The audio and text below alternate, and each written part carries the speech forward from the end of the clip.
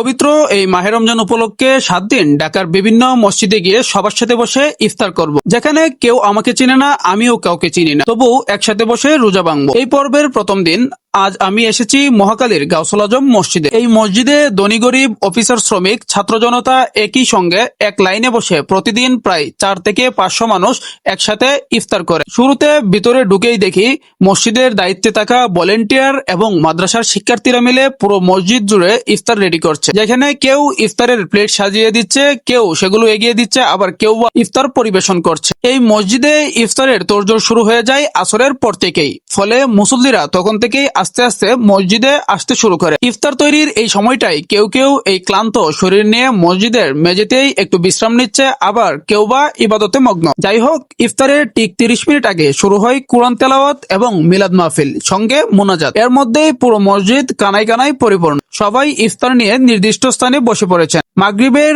আগের কয়েক মিনিট পুরো মসজিদে একটা অন্যরকম নীরবতা। সবাই অপেক্ষা করছে আজানের জন্য।